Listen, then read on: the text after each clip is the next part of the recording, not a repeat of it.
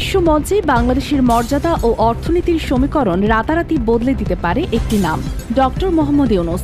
বিশ্বখ্যাত এই নোবেল জয়ী যদি বাংলাদেশের রাষ্ট্রপ্রধান হয়, তবে ভূরাজনীতির টেবিলে আর মাথা নত করে নয়, বরং শিরদাঁড়া সোজা করে চোখে চোখ রেখে কথা বলবে Bangladesh. Doctor Yunus will be president. আমি গতকালকে পোস্ট দিয়েছি, আপনারা দেখেন। আসসালামু আলাইকুম ভিউয়ার্স, দেশ ও দেশের বাহির থেকে যারা আমার ভিডিওটি প্লে করেছেন জানাচ্ছি আন্তরিক শুভেচ্ছা ও অভিনন্দন। আশা করি সবাই ভালো আছেন, সুস্থ আছেন, আলহামদুলিল্লাহ। তো ভিউয়ার্স, বাংলাদেশের 22তম রাষ্ট্রপতি শাহাবুদ্দিন চুপ্পুর পদত্যাগের পর থেকেই নতুন আলোচনায় আসছে 2টি থেকে 3টি মুখ। ডক্টর ইউনূস, মির্জা ফখরুল ইসলাম আলমগীর ও কর্নেল ওলি, এই তিনজনের ভেতর থেকে কে হচ্ছে আগামীর বাংলাদেশের শাসক, কে হচ্ছে রাষ্ট্রপতির সেই চেয়ারের অধিকারী, এটা নিয়ে কিন্তু এখন ব্যাপক দর কষাকষি চলছে। তবে বিএনপির পক্ষ থেকে সরাসরিভাবে ফ্লাশিং করা হয়েছে মির্জা ফখরুল ইসলাম আলমগীরের। তবে দেশের প্রত্যেকটি মানুষের আস্থা ছিল ডক্টর ইউনূসের ওপরে। তাহলে মির্জা ফখরুলই কি রাষ্ট্রপতির আসন গ্রহণ করতে যাচ্ছে, নাকি ডক্টর ইউনূস তাহলে বাংলাদেশের কোন পর্যায়ে থাকবে? তিনি কি বাংলাদেশ থেকে বিতাড়িত হতে যাচ্ছেন? বিস্তারিত আপডেটটি জানবো রিপোর্টে। সো ভিডিওতে যাওয়ার আগে ছোট রিকোয়েস্ট করবো, যারা চ্যানেলটি সাবস্ক্রাইব করেননি, সকল আপডেট সবার আগে জানতে অবশ্যই চ্যানেলটি সাবস্ক্রাইব করে পাশে রাখবেন। দর্শক, আসুন আমরা জানবো কে হচ্ছে আমাদের আগামীর রাষ্ট্রপতি। সো ভিডিওতে বিশ্বমঞ্চে বাংলাদেশের মর্যাদা ও অর্থনীতির সমীকরণ রাতারাতি বদলে দিতে পারে একটি নাম, ডক্টর মোহাম্মদ ইউনূস।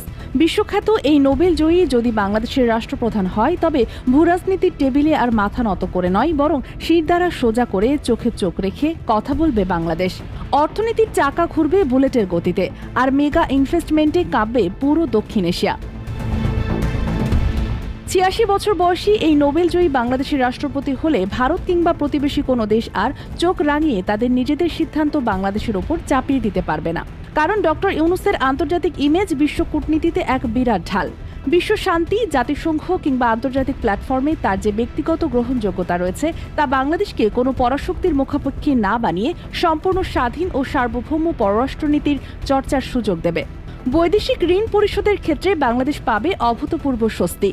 নোবেল বিজয়ী ইউনূসের ব্যক্তিগত প্রভাব এবং বিশ্বব্যাংক, IMF, ADB সহ আন্তর্জাতিক আর্থিক প্রতিষ্ঠানগুলোর সাথে তার গভীর সম্পর্কের কারণে ঋণ পরিশোধে পাবে বিশেষ সুবিধা। সুদের হার হ্রাস এবং দীর্ঘমেয়াদী রিশিডিউলিংয়ের পথে সুগম হবে। উন্নয়নশীল দেশ হিসাবে বাংলাদেশকে ঋণ পরিশোধের জন্য কেউ আর অহেতুক চাপ সৃষ্টি করতে পারবে না, বরং সহজ শর্তে বড় অঙ্কের নতুন অর্থনৈতিক প্যাকেজ পাওয়া যাবে সহজেই। শুধু তাই নয়, বিনিয়োগের জন্য বিশ্ব মানচিত্রে সবচেয়ে আকর্ষণীয় গন্তব্য হয়ে উঠবে Bangladesh. Doctor Yunus will be president. আমি গতকালকে পোস্ট দিয়েছি, আপনারা দেখেন। আমি আপনাদেরকে দেখাই, গতকালকে আমার পোস্টটা ছিল এটা ডক্টর ইউনূসকে নিয়ে, এই যে is this hour next president. So যদি আন্তর্জাতিক হিসাব নিকাশ দেখেন এবং সরকার যদি মনে করে, প্রধানমন্ত্রী মনে করেন যে যেভাবে চলছে সবকিছু বাংলাদেশকে প্রোটেক্ট করতে গেলে, this gentleman would be the most eligible or qualified candidate for this post. Now, he's not a serious politician, but his connections and influence is enormous. If he becomes the president, আমেরিকার জন্য ভালো, আমেরিকার সাথে সম্পর্কের ক্ষেত্রে ভালো, জাতিসংঘের সাথে সম্পর্কের ক্ষেত্রে ভালো, মধ্যপ্রাচ্যের ক্ষেত্রে সম্পর্কে ভালো, ইভেন চীনের সাথে সম্পর্কের ক্ষেত্রে ভালো, সব জায়গাতে জয় জয়কার।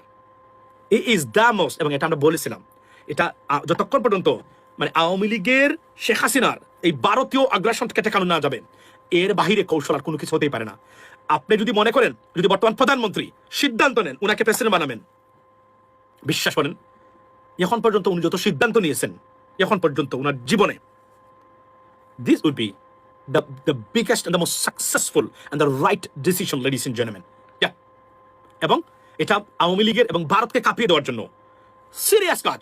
উনাকে যদি প্রেসিডেন্ট বানান বর্তমান প্রধানমন্ত্রী, ট্রাস্ট মি, সরকারের সমালোচনা করার আগে বুঝে শুনে করবেন আপনি। আমি আজকে সিগন্যাল দিয়ে গেলাম আপনাদেরকে, কেন এখানে অন্য একটা উদ্দেশ্য ক্লিয়ারলি বোঝা যাচ্ছে।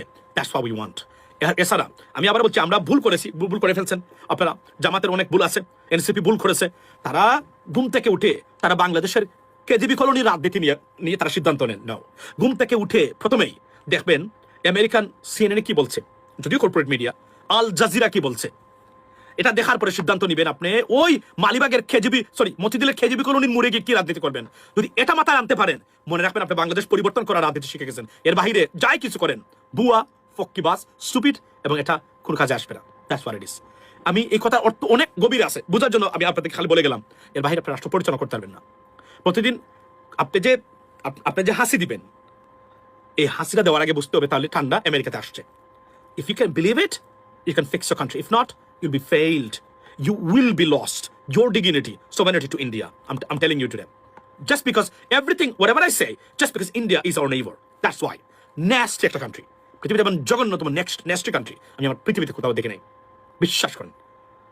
মানুষ নয়, গভর্নমেন্টের কথা বলছি। Please don't take me otherwise. There are many good people in India, serious good Hindu in India, everywhere. এবং বিজেপি গভর্নমেন্টের পতন অবশ্যই 2টা বছর দেশটাকে রক্ষা করেন এনসিপি, জামাত, বিএনপি। তারা কোন দিকে যায় দেখবেন আপনারা। 2টা বছর প্রেসিডেন্ট ট্রাম্প থাকা অবস্থা পর্যন্ত দেশটাকে প্রোটেক্ট করে রাখেন ঐক্যের মাধ্যমে। ইয়েস, যদি পারেন এই দেশকে টিকাতে পারবেন, এর বাহিরে কোন হিসাব আপনি মিলাতে পারবেন না। কিন্তু আমি আবার বলছি, কেননা মানে ভারতে নরেন্দ্র মোদী গভর্নমেন্টের পতন অবশ্যই অনিবার্য। ট্রাস্ট মি, অনিবার্য। আমি আপনাকে জেনে শুনে এই কথাটা বলছি। নরেন্দ্র মোদী গভর্নমেন্ট টিকতে পারবে না, তাদেরকে চলে যেতে হবে। কেননা নরেন্দ্র মোদী গভর্নমেন্ট যত বেশি ক্ষমতা থাকবেন তত বেশি ভারত ধ্বংসের পথে যাচ্ছে বলে আমি মনে করি। এটা আমি নির্দ্বিধায় আপনাদেরকে মানে বলতে পারি, ladies and gentleman, right? So এর জন্য বলছি নরেন্দ্র মোদী গভর্নমেন্ট যত বেশি আপনাদেরকে দেখাই একটা জিনিস। মালয়েশিয়া সরকারি বিষয় আসে। আচ্ছা, সো দ্যাটস ইট। আজকে অনেকগুলো ঘটনা ঘটতেছে মানে ভারতে নরেন্দ্র মোদী গভর্নমেন্ট আর কোনোদিন গ্রিপ পাবে না। আপনি দেখেছেন বিহারে কি হচ্ছে, মানে ইভেন কলকাতা থেকে হচ্ছে দেখছেন। আচ্ছা, শুভেন্দু কোথায়? শুভেন্দুর আওয়াজ নিচ্ছে কেন? Why? Do you understand that why? Suvendu যে এই যে একটা কীট পতঙ্গ মানে পশ্চিমবঙ্গের আধিকারী না বাধিকারী হয়েছে, তার শব্দই নাই। এখন কোথায় সে? দেখেছেন তো, ঠান্ডা হয়ে গেছে। অভিজিৎ মানে আপনার যারা আছে এই যে আপনার এই যে এরা ওই যে ককরুচ মানে এর আক্রমণে ভারতের বিজেপি পুরো ঠান্ডা হয়ে গেছে একদম। উত্তেজনা নাই বললে সার, একদম উত্তেজনা নাই। এবং তারা এখন অমিত শাহ পদত্যাগ চাচ্ছে। এবং trust me, it is going to be triggered. এবং আন্তর্জাতিক যে রাজনীতি আছে, ভারত 100% সুবিধাজনক অবস্থানে থাকবে। এটা মার্কিন যুক্তরাষ্ট্র কোনোভাবে চায় না। কারণ এখন ভারত কিন্তু জিম্মি হয়ে আছে, ভারতকে জিম্মি করে অনেক জিনিস উদ্ধার করা হবে। Trust me. কারণ যতদিন পর্যন্ত এই বিশৃঙ্খলা সৃষ্টি আছে, বিশ্বের বিশৃঙ্খলা, ইউক্রেন রাশিয়া যুদ্ধ যতদিন চলবে ততদিন এই খেলা নির্দ্বিধায় চলবে। আমি আপনাকে লিখে দিতে পারি এটা। এবং ইরান ইসরায়েল যুদ্ধ যতদিন আছে এটা, এই যুদ্ধ দর্শক স্ক্রিনে আমরা সে সম্পর্কে বিস্তারিত জানাম। এ বিষয়ে আপনাদের মতামত কমেন্টে জানান। কেউ ভিডিওটি স্কিপ করবেন না। এই 3জনের ভিতরে কে রাষ্ট্রপতি হলে বাংলাদেশের অগ্রগতি উন্নয়নের ধারাবাহিকতা রক্ষা থাকবে? সেটি হলো ডক্টর ইউনূস নাকি মির্জা ফখরুল নাকি কর্নেল ওলি? কর্নেল ওলিকে বিরোধী দলীয় দল থেকে সিলেকশন করা হলেও একেবারে আনফিট বলে মন্তব্য করছেন তার দলের লোকেরাই। তাহলে এই মুহূর্তে কি বাংলার হাল ধরতেই যাচ্ছে মির্জা ফখরুল? আসুন আরো বিস্তারিত জানবো রিপোর্টে। যদিও দেশে এখন ডেমোক্রেসি আছে, তারপরেও ইন্টারেস্ট, এটা বিজনেস পারপোজ আসতেই পারে। যাই হোক, তো হুট করে টোটালি বাউন্ডারির বাইরে থেকে যে আবার ইন করা, তাও কোন পদে? আরে ভাবতে পারেন, রাষ্ট্রপতি পদে। তবে আমি যখন ওনার কথা বলছি তখনও বিষয়টা শতভাগ নিশ্চিত নয়, তবে আলোচনায় উঠে চলে এসেছেন। অপরদিকে মির্জা ফখরুল ইসলাম, ডক্টর মঈন খান এবং খন্দকার মোশাররফ হোসেন, এই 3জনের মধ্যে আমি বলছিলাম যে মির্জা ফখরুল ইসলাম তিনি সবচেয়ে বেশি যোগ্য।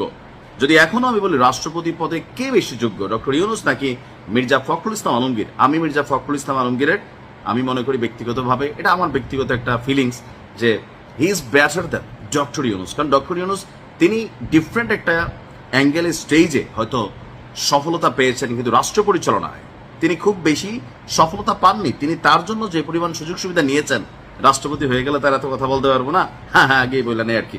যাই হোক, এখন কেন হঠাৎ করে মির্জা ফখরুল ইসলাম আউট হয়ে ডক্টর মোহাম্মদ ইউনূসের নামটা আলোচনায় আসছে? একটা জিনিস খেয়াল রাখেন, আপনি হয়তো আলোচনায় নয়তো সমালোচনায়, কোনোটাই কিন্তু থাকতে হবে। আলোচনায়ও নাই, সমালোচনায়ও নাই, আপনি কিন্তু আসলে মাঠের মধ্যেই নাই। দর্শক, আগামী 24 অক্টোবরের মধ্যে নতুন রাষ্ট্রপতি নির্বাচন প্রক্রিয়া সম্পন্ন করতে হবে।